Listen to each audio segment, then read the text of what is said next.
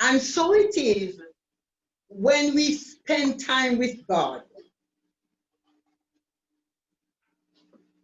we reflect His glory. Amen? Amen. We look at our lesson outline today, and we have the covenant recorded, Exodus 34:27 through 28. The covenant mediator, 34:29 through 30. The covenant reconfirmed, Exodus 34:31 through 32. And the covenant reminder, Exodus 34:35, 33 to 35. So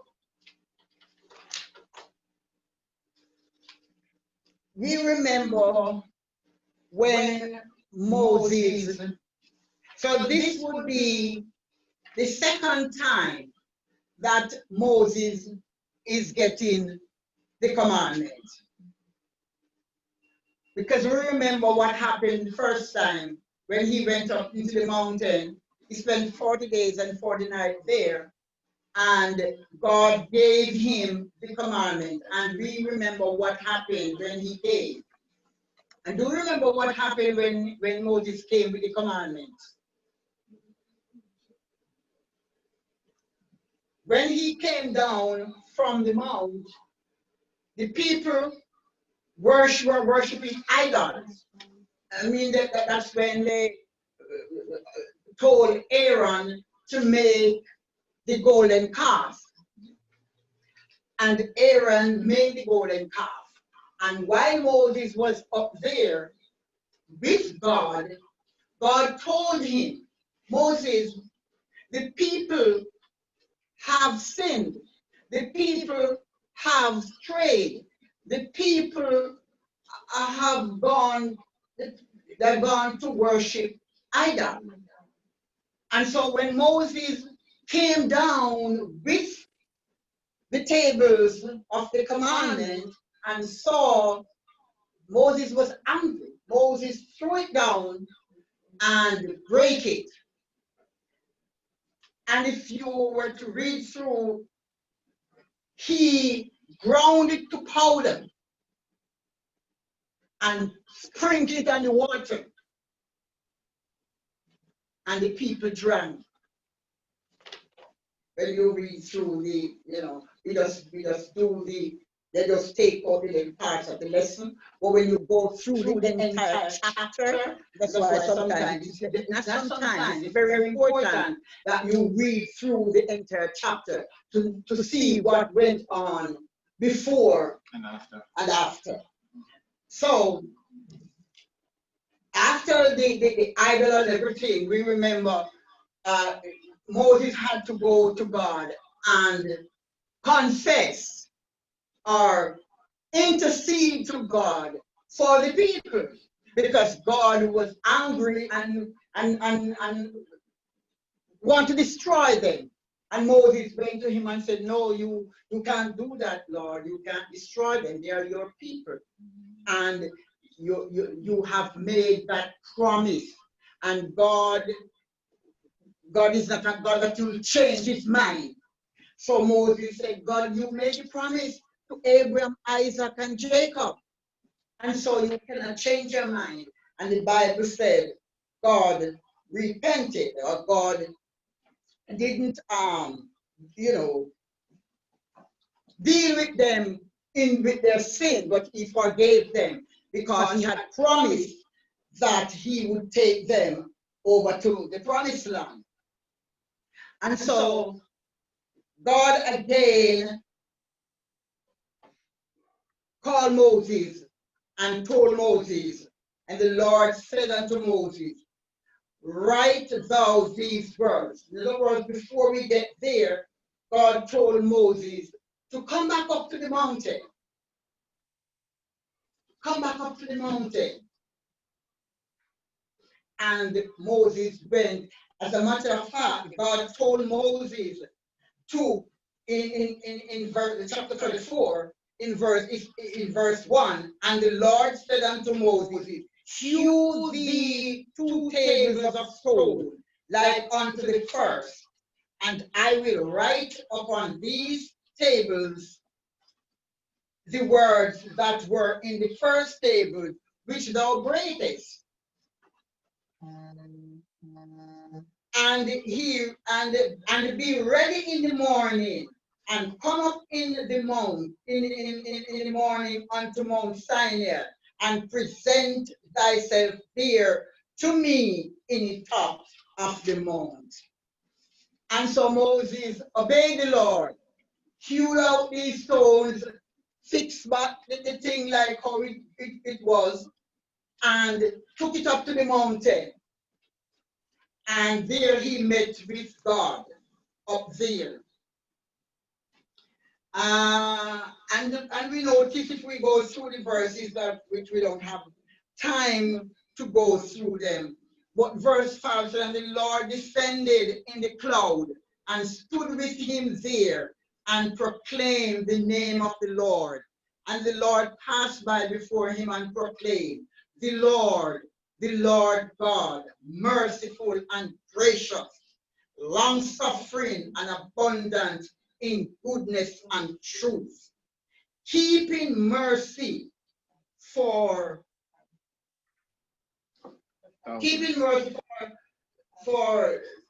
thousands, forgiving iniquity and transgression and sin, and that will lay no means clear the guilt, visiting the iniquity of the fathers upon the children and upon the children's children unto the third and fourth generation. So here, what we see here, what do we see here God was doing? God was reminding Moses that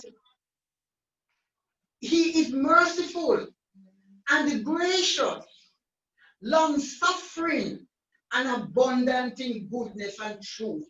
So here God was reaffirming. You see, because if you remember, Moses said to God, if you're not going with us, then we're not going to go. So here is the man of God. Need some more assurance from God. Need some more confidence. And here God came and gave it to him. Isn't that wonderful, beloved ones? Because sometimes we need that. The cares of life, we might not have the rebellious people like Moses to deal with. We might not have the circumstances under which he had to deal with. But we have our different situations. We have our different problems. We have our children that sometimes will not listen to you, will not do what you want them to do or would expect from them to do. And so we become discouraged. We have a church that brethren are not doing what they're supposed to do. And pastors and leaders became discouraged and became frustrated. And sometimes you wonder, did God really call me for this task? Just like Moses. Moses sometimes wondered. And here God assured him, the Lord God, merciful and gracious, long-suffering and abundant in goodness and truth, keeping mercy for thousands and forgiving iniquity and transgressions, for transgression and sin, and that will by no means clear the guilt, visiting the iniquity of the fathers upon the children and upon the children unto the third and the fourth generation.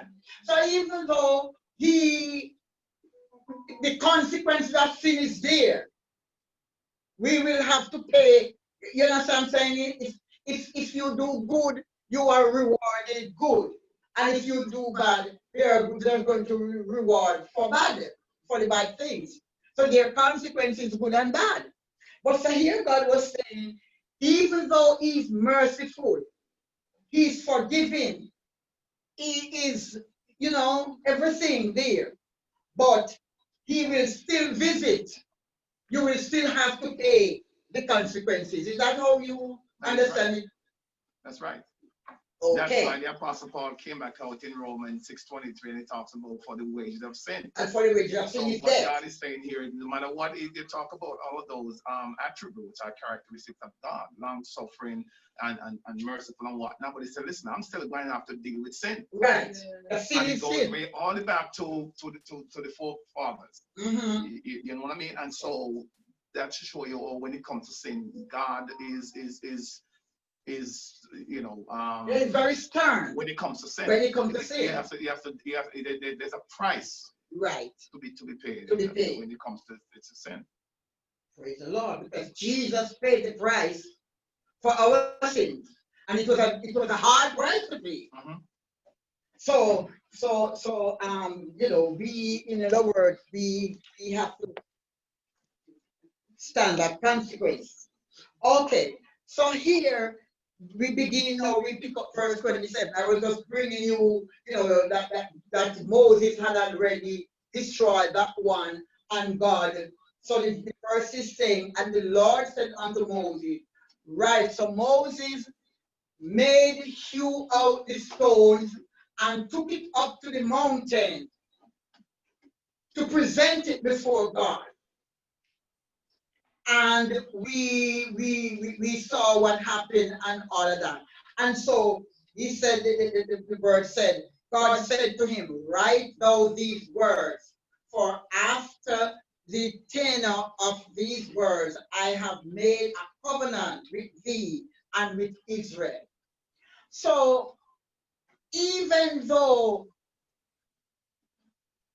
sin came in and mess up that, but his covenant remains. One scripture said, the grass wither, the flower fade, but the word of God abideth forever.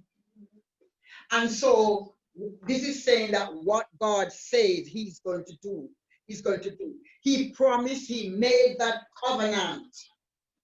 And so he will continue. And he was there with the Lord 40 days and 40 nights. He did neither eat bread nor drink water. And he wrote upon the tables the words of the covenant, the Ten Commandments. So there, Moses took the stone, the tablet, up to God, presented to God, and God wrote the Ten Commandments with his own fingers, with his own hands. An interesting point, if I may say, teacher, is Sure. Moses was there for 40 days and 40 nights. Yes. And the scripture alluded to with nothing to eat or drink. And so you go back and you see how what was established in the law, man shall not live by bread alone, but by every word that proceeded out of the mouth of God. So as God is pouring in, the commandment and speaking to Moses, he's been sustained by the presence of God and what God was saying to him for 40 days and 40 nights. 40 days and 40 nights. Yes. And we remember Jesus was in the wilderness 40 days. 40 days and 40 nights. And a human being like Moses, sustained by God. Yes. Very interesting. Remember your people online. Okay. Bishop? Yes, I'm here. Let me welcome those who are joining us online there now. We had some technical difficulties earlier on, but we are glad to know that it's all cleared up and we're here. So Bishop, do you have? Yeah, you could move on, Minister, because everything is going through very smoothly and nicely and understandable. God be praised, and we're glad for the presentation that you're making and highlighting these various issues of concern. Please. God bless you. Yes, sir. Okay, sir. Yes. So here, let us look a little. Let me see if I reread a little about Moses. We look at the covenant recording. Yes. And so once Moses ascended the mountain again, the Lord gave him a new revelation of himself. Remember, we had a revelation where God revealed himself to Moses when he let him see. Moses had a lot of revelation, you know. We are at 174. Yes. And so when Moses went up again, God gave him this new revelation. This revelation emphasized the Lord's mercy and grace. That was in the verses that I read earlier on, when he told him about his mercy and his grace and so forth. Yes, let me move down. Those qualities were immediately put on display when Moses prayed, Lord, I pray thee, go among us. And then notice how Moses pardoned our iniquity and our sin. That was when Moses were praying to the Lord for the people. We move down to another paragraph. The renewal of reinstitution, thank you, sir, of the covenant Israel had so quickly broken through their idolatry. And we covered that already, all right? Because we covered the fact that when Moses came down, how they, worshiping the idol and everything, how he broke the tables. Okay, let us move over to the covenant mediator, the next chapter. The next page, 175. Right. Altered appearance. As he had before earlier 40 days, Moses came down from Mount Sinai and the two tables of testimony. That is, he was carrying the stone tablets inscribed with the 10 Commandments, according to Deuteronomy 4, verse 13. The engraved tablets represents the covenant the Lord had entered into with Israel. So God, we know that had entered into that covenant with Israel. So here the writer was saying that the engraved tablets represented the covenant the Lord had entered into with Israel. This time, however, something was very different about Moses' appearance. His face was glowing. The text indicates this glow was the result of his contact with the Lord, talking with him face to face. However, Moses himself did not realize this physical change had taken place. And sometimes you just look at a child of God and you don't have to ask that person, are you a Christian? There is something that stands out with that person. It's like there is a glowing, there is a mark on that person. And you can say, yes, this person seems to be a child of God. because there is something different about him. So this was what happened to Moses. When Moses came, and if we notice, when Moses came down the first time, Moses was angry. Moses didn't have that kind of glowing on his face. But this time was different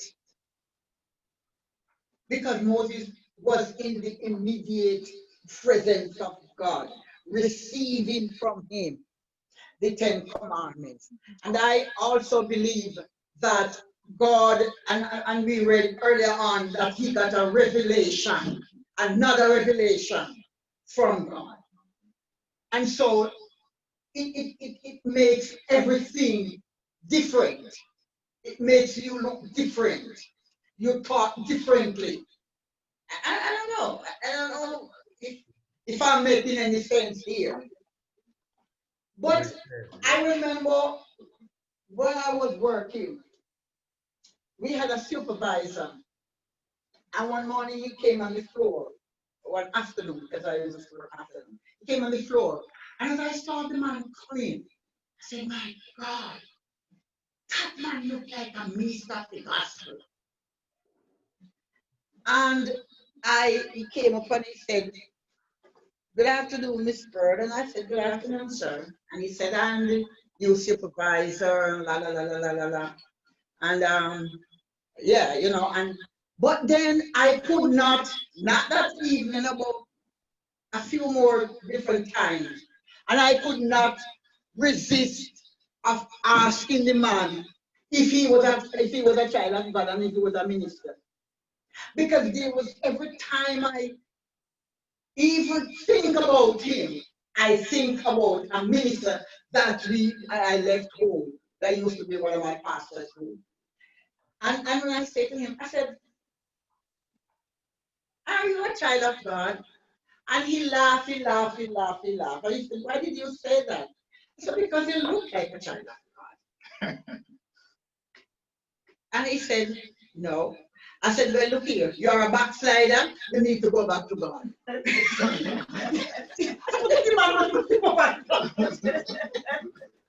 And no, because he's going to tell me that, and you know, I said, well, if you have lost your vision, then you need to get it back. If you're a backslider, you need to, because I said the mark of God is on you.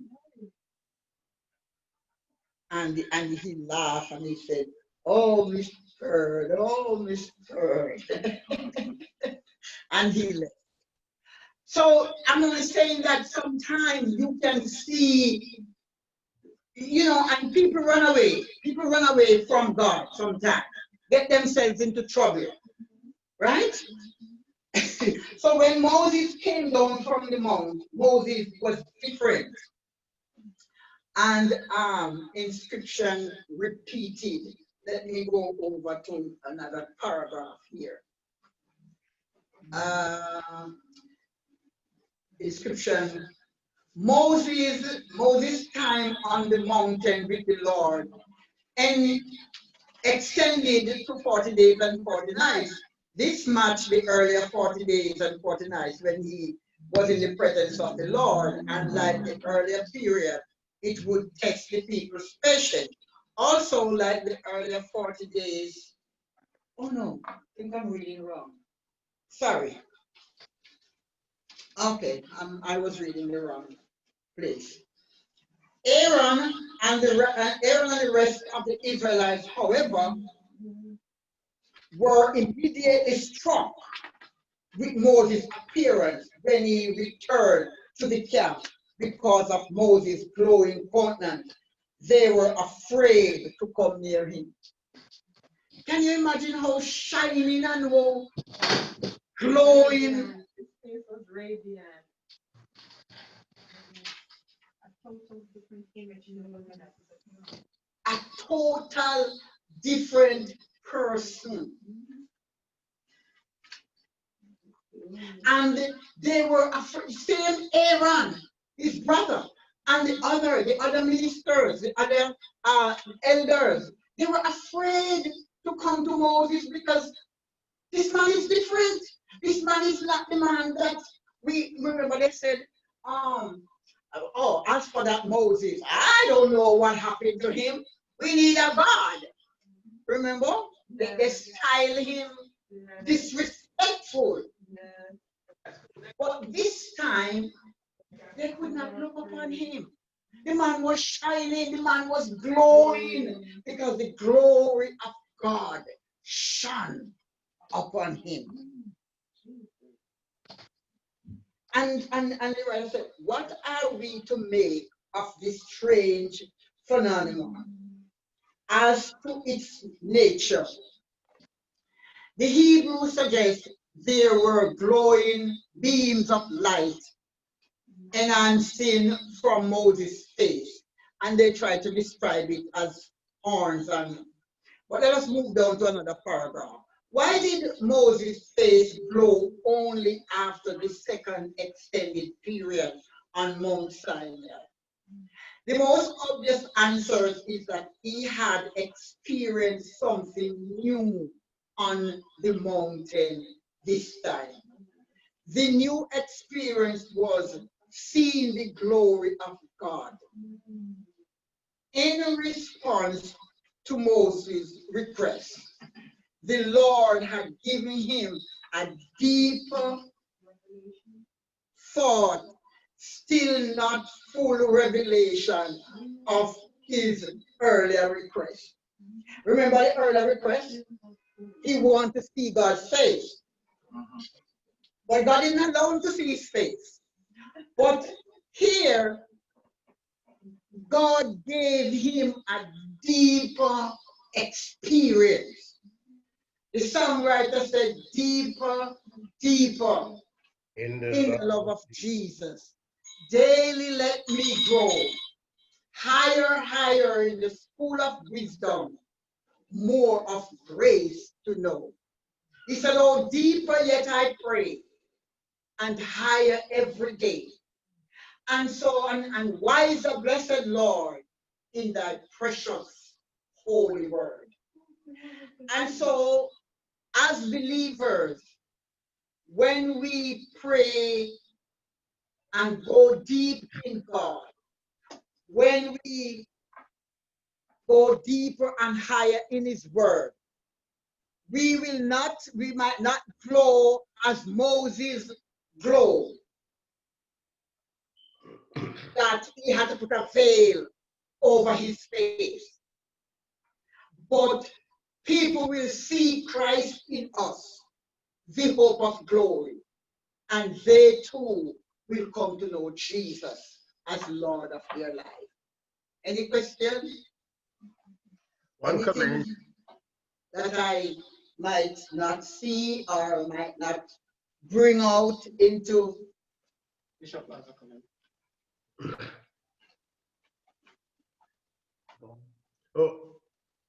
Minister, Okay, I just had one comment. I think that, I don't know if you're hearing me. yes. Yeah, I just have one comment to say. It's a good takeaway we have here today, realizing the glory that shone from the face of Moses. And when we look to, it's so good, and that will behoove all of us. The longer we stay in his presence, the closer we are related to him, and the more we can understand him, and he can outpour upon us the value of our calling and how we should represent others before his throne of grace. Remember being there for 40 days without physical food or bread, but feeding upon the grace and the love of God. I'm sitting in his presence. So the sunlight of his love, you know, and I think you mentioned it a little earlier, that when we are so close in his presence, we walk away with some of his glory and his beauty. Yes, it is symbolic that the longer we serve him, the sweeter he will grow.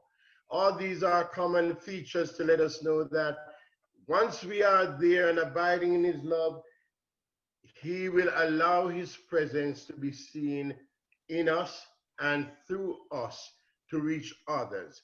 This was how the wider congregation get to see something different in him. Yeah, At this time, coming down from the mountain, he had the consecrated testimonies in his hand with peace of mind, because the people, even Aaron and others, were awaiting his return to move on in the glory of God. So all these are little bits and pieces that were based upon him, and also that there was more glorious power descending upon Moses.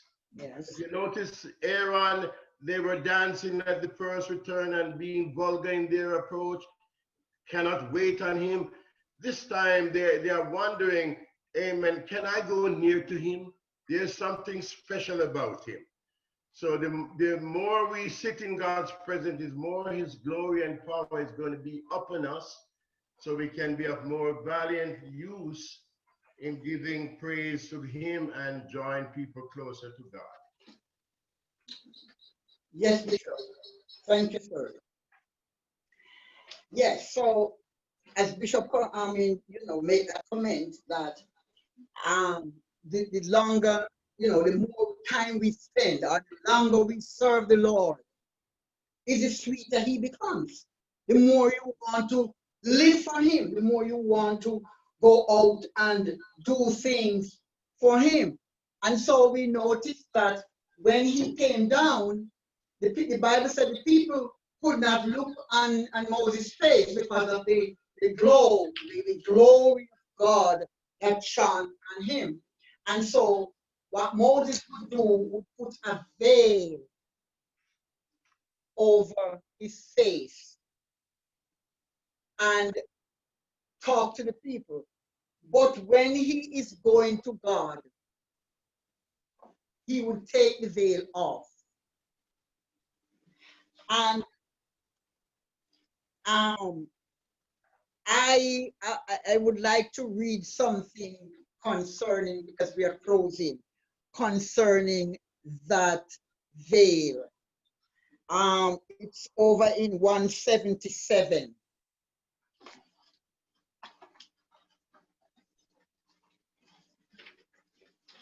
And we notice that when God here, the writer said, before we touch on 177, let me just read something. The Lord approved of Moses was visible, demonstrated. The glowing face of Moses also affirmed that God was still present with his people. So here God gave the people, gave that glow on Moses to show the people that Moses is their leader. Moses is their chosen leader. And I am approved of Moses and the job that Moses is doing. And he also wanted the people he also wanted to bring that assurance to the people, because remember, the people were contemplating and wanting a physical God to serve. So here God was revealing his total self to Moses that the people could understand. Let me read a little more. It says, the glowing face of Moses also affirmed that God was still present with his people for his glory. Though they feared their sin had removed them from God's presence, the Lord graciously answered Moses' prayer to be present with them as they went forward from Sinai to the land God had promised them. Because remember, Moses was saying to God, God, if you're not coming up with us, then we are not going to go.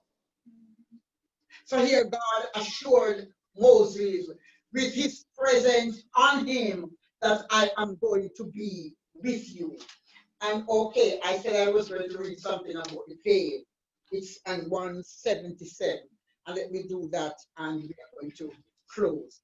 Moses practice. That's 35 to 30.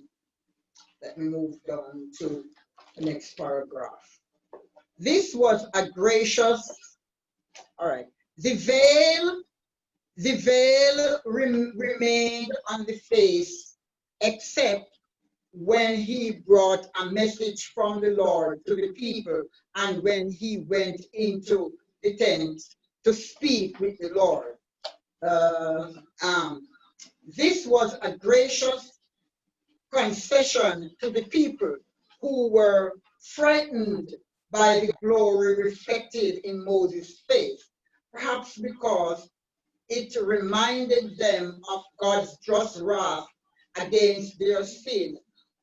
Moses' pale face was a continuing reminder of their covenant with a holy God who demanded holiness in his people that would set them apart from the other nation. So you see the veiling, you see the glowing of Moses. It is also a reminder to the people that God does not tolerate sin. God is a holy God. So each time they would see Moses, they would be reminded that this is God's servant and God is with him. So come on, man, let us believe ourselves here because God will destroy us. Okay.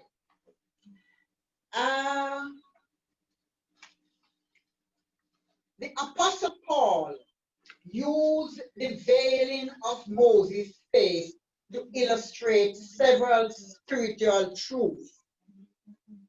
In 2 Corinthians 3:13-18, which is a part of the lesson, first, it typified the veiled, fading glory of the old covenant, in contrast to the unveiled and lasting glory of the new.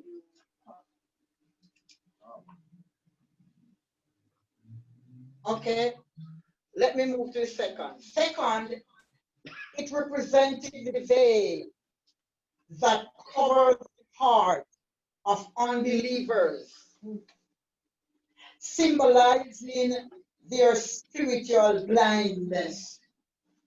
And third, it contrasts with the unveiled vision of the Lord's glory given to unbelievers, to believers by the Holy Spirit. My God. Pastor Brian, can you explain a little about that, please? With the talking about the veiling and the unveiling. I was just looking at what the Apostle Paul alluded to here, and so, you know, the veil is no longer there because Christ blew away with the veil. Tore down the wall of partition. So that veil, you know, whether it's black or heart or whatever it is, Yes. the finished work at the cross took away the veil that Moses had as a type. Yes. We know that Moses, you know, is a type of Christ. Was that type? So Christ. that veil, the middle wall of petition, all that stuff have been done away with. And so Paul confirmed it here in his writing. Yes. What Moses did, so to speak, was a shadow. A shadow. A shadow of what was to come. Right. And so no, we don't have that veil. There's no veil. Or the veil is there on the unbelievers because they don't, it's on their heart because they don't know Christ. Who is on it? Pastor, Bishop wants to make Okay, Bishop. Yeah.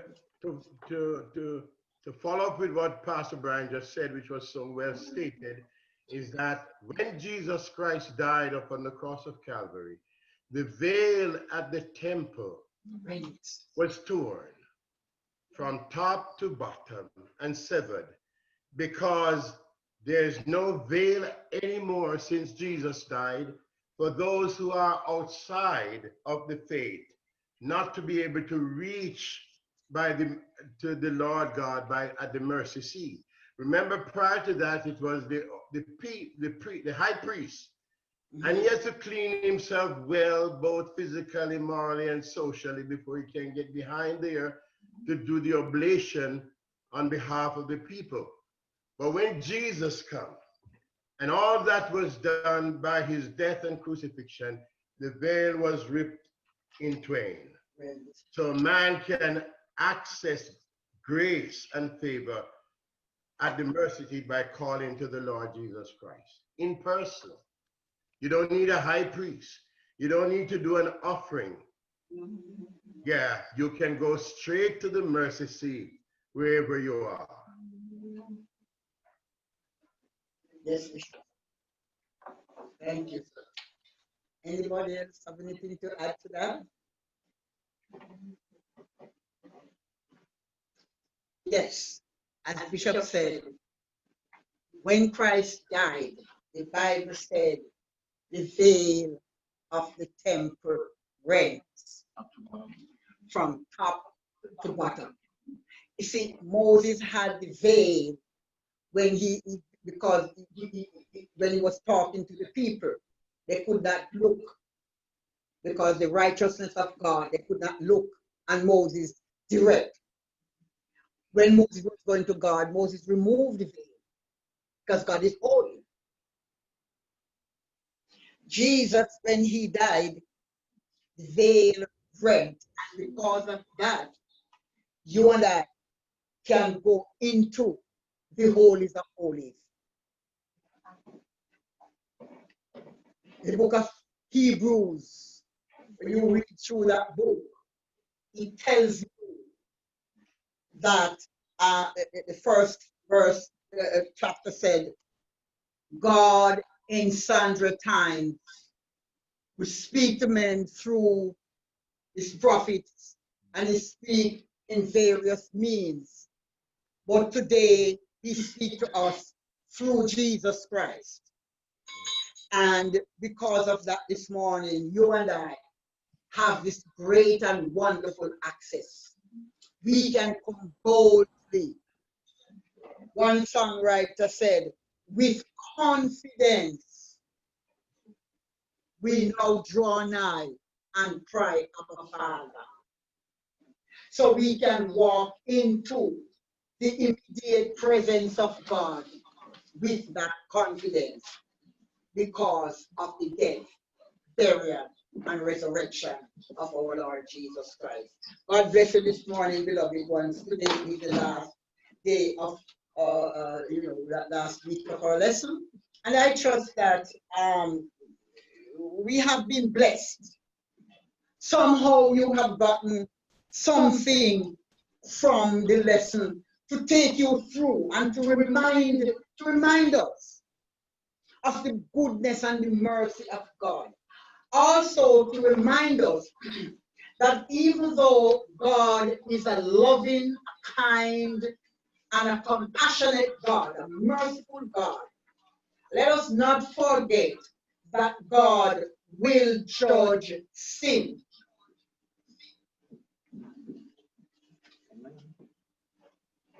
God is holy, and God does not like sin. He does not like to look upon sin. And that's why when Adam sinned, God made preparation for Adam, and all coming down through the years. God would use different things to bring man in relationship with him.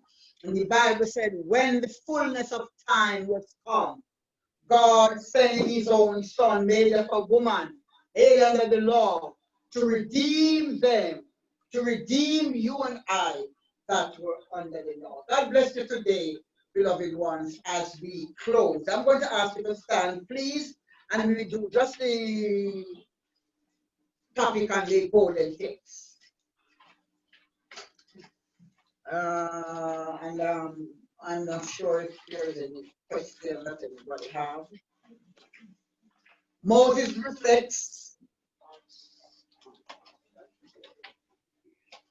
The topic of the lesson is Moses reflects God's glory. And the golden text is taken from Exodus 34, verse 30. And when Aaron and all the children of Israel saw Moses, behold, the skin of his face shone, and they were afraid to come near him. They were afraid to come near him. And so this morning, we are not afraid. Praise the Lord. We have that great access. We have that great privilege. And as we go, beloved ones, may we meditate on these words and may we remember that God is our Father, but He will be our judge. Amen? Amen. He's our Father and our friend. But then tomorrow He can be our frowning judge. Praise the Lord. So I'm going to ask you, please, just bow your heads and as we close our Sunday school. Any questions? Any questions against? Our kind Father and our God who art in heaven, this morning we worship you, Lord. We adore you for who you are, the great I am that I am, the Almighty God, the everlasting Father, and the Prince of Peace. Father, we glorify you. We thank you today for your words. We thank you, O God, for the blessings that you have so richly bestowed upon us. And we ask you, O God, as we go through your words, as we go through our Sunday school lessons, we ask you, O God, that you would help us to hide these words in our hearts, God, that we might not sin against you. Help us, we pray thee, O God, to walk worthy of the vocation where we are called. Almighty God in heaven, we ask for strength to go another day's journey. We ask that you would continue to magnify yourself among us today. Blessed Holy Spirit, we ask that your presence would be evident. We ask that you would shower your blessings upon us. We pray that you would dismiss us now with your choicest blessings. Bless the Sunday school offering, we ask of you, Father. Lord, make it used for the furtherance of your work here on earth. We thank you for your presence again. We thank you, O God, for your gathering. We thank you for the people that you have given unto us, Lord. O God, who listens from near and far. We ask that you will continue to hide your words in their hearts, Lord. And God, for those who are not saved, we ask you, O Father in heaven, that you will speak through your words, through your Holy Spirit. You would worry their hearts and their consciences until they surrender. Father, we thank you again in Jesus' name. Amen. Praise the Lord. And at this time we are dismissed.